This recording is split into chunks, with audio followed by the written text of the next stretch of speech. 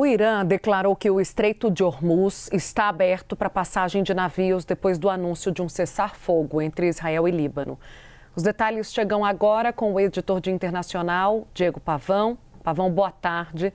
Fala um pouco também sobre o andamento dessas negociações. Esse cessar-fogo é para valer? Corre o risco de ser interrompido novamente, Diego? Quais são as percepções hoje dessas lideranças?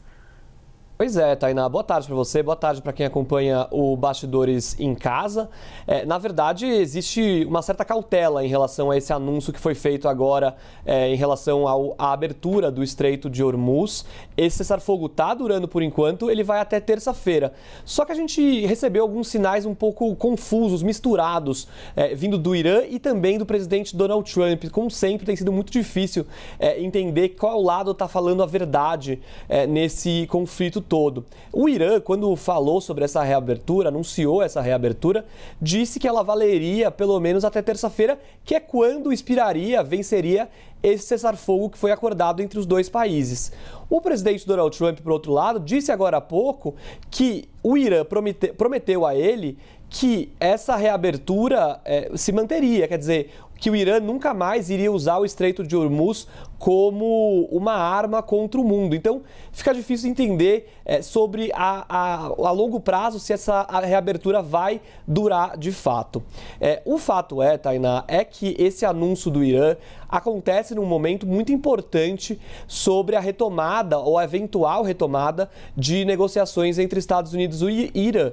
A gente falou no último fim de semana, houve uma tentativa de negociação, na verdade, os dois países, as delegações sentaram à mesa de negociações lá no Paquistão, o Paquistão que está mediando essa conversa entre os dois, tentaram ali chegar num acordo, mas não deu certo, as conversas falharam naquele momento. Agora existe ali uma vontade de voltar a essa mesa de negociação, até porque o Irã se sente agora pressionado pelos Estados Unidos, porque no início dessa semana, depois daquele fracasso das negociações, os Estados Unidos passaram a bloquear os portos iranianos no Estreito de Hormuz, comprometendo uma fonte de renda muito importante para o Irã, que é justamente o comércio de petróleo. E agora a gente tem esse anúncio da reabertura, mas o mercado, na verdade, essa área de navegação vê essa reabertura com uma certa cautela, Tainá? Porque existem ali algumas questões práticas que precisam ser esclarecidas ainda.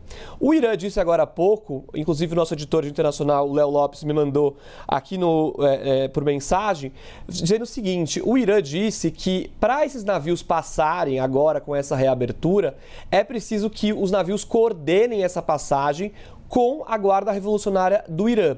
Seria a Guarda Revolucionária que indicaria o caminho seguro para esses navios passarem. Por que caminho seguro? Porque o Irã despejou ali no Estreito de Hormuz várias minas navais que causam muita preocupação em relação a empresas que operam esses navios. Até a gente tem aqui um mapa para mostrar em relação ao Estreito de Hormuz, que a gente consegue ver exatamente como está o tráfego em tempo real. Eu até vou tocar aqui na tela para atualizar. O Irã diz o seguinte, que para esses navios passarem, esses navios precisam margear ali, passar mais perto da costa do Irã, do lado iraniano do Estreito de Hormuz, que é justamente essa parte norte aqui, que eu vou dar um zoom na tela nesse momento. Então, o Irã diz que a passagem precisa ser coordenada justamente por essa área. O problema é o seguinte: quando o Irã fala que essa passagem precisa ser combinada com a Guarda Revolucionária Iraniana, existe o risco das minas que a gente tem no Estreito de Hormuz. O Irã diz que pode sim indicar a passagem segura para esses navios. O problema é o seguinte: a gente já ouviu vários especialistas aqui na CNN que dizem que muitas dessas minas o Irã nem sabe onde está exatamente. Muitas dessas minas navais podem ter, inclusive, se deslocado por causa de correntes marítimas. Ou seja, fica uma dúvida sobre se realmente essa passagem, nesse momento, é segura. por causa dessas minas navais.